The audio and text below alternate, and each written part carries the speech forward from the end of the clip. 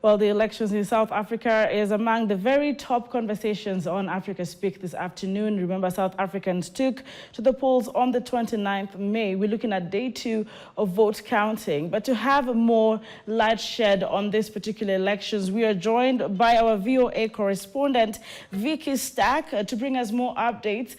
Vicky, we are very glad to have you here this afternoon. I know that we've been following closely with you on the ground what's happening in South Africa.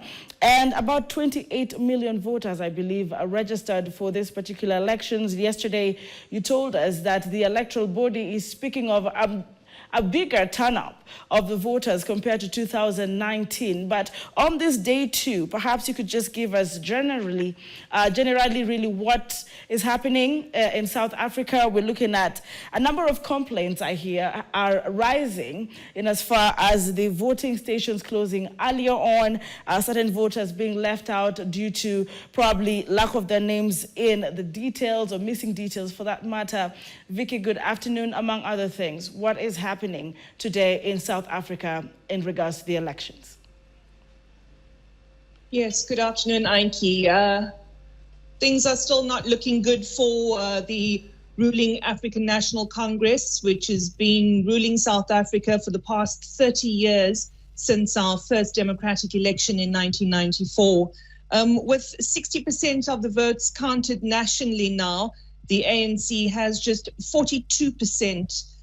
That's way down from the 57.5% they got in the last election in 2019. Following the ANC is the Democratic Alliance with 23%, and then former President Jacob Zuma's new party, Mkhonto weSizwe Party, with 11%. They've knocked the Economic Freedom Fighters out of that third position. The EFF is on just 9%. So very interesting times here. There's also, a battle going on in 3 of our provinces. These are the 3 provinces that contribute most to the country's GDP. Those are Gauteng, where the ANC and the Democratic Alliance are quite close. There's just a few percentage points between them.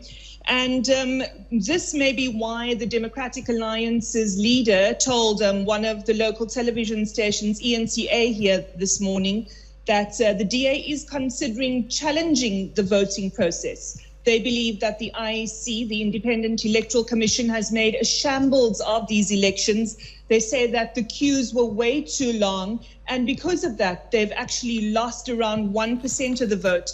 Now, when the numbers are so close, like they are in Gauteng, one can understand, that they would be concerned about losing 1%.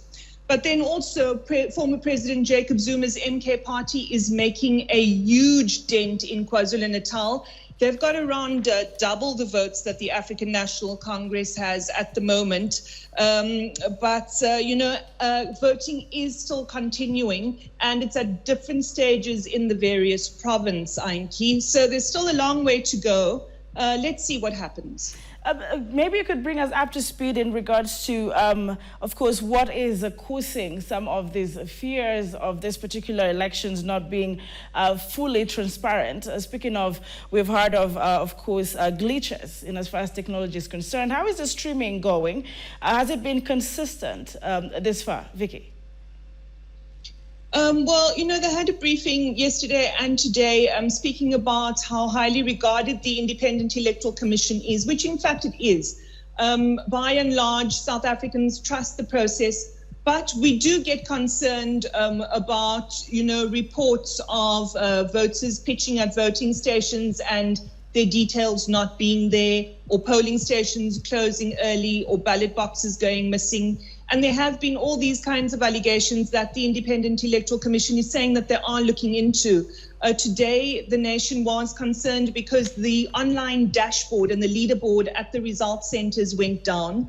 The provincial results are still iffy. They kind of come and go. And of course, the nation is glued to these results. They want to see the outcome because, it's an anxious time for us. And many South Africans want change. They want to see more being done for the poorest of the poor in our country, and less corruption. Corruption has been a major issue here. So we want the taxpayers' money to be spent correctly for the upliftment of the people. Many voters feel that way, and I think that's why we're seeing this huge drop in ANC support. Mm-hmm. And of course, I'm looking forward to much more. Remember, yesterday you talked about constitutionally, the electoral body is allowed to carry out this counting for about 7 days. Are there any developments in this regard, or we keep it as the information we heard yesterday from you, Vicky? Yes, the same information. So they do have 7 days from the time that the polls closed, and that is the legal amount of time they have. All right. But they are pushing, as I said yesterday, they are pushing for this weekend. All right, they're pushing for this weekend. So far, nothing has changed in that regard. As we close, Vicky, yesterday there was a press briefing at 4 p.m. You've mentioned another sit-down with the media this morning. Are we anticipating another today, perhaps, so we could keep tabs with you in South Africa later on in the day in as far as addressing some of these issues or glitches or streamlined concerns? Have the authorities or the body spoken to this matter in as far as media and press conferences is concerned? We haven't been notified as yet, Ainki. Okay. There was one at 11 o'clock, but not by the IEC, by another body that conducted research on voters, how they felt about the elections.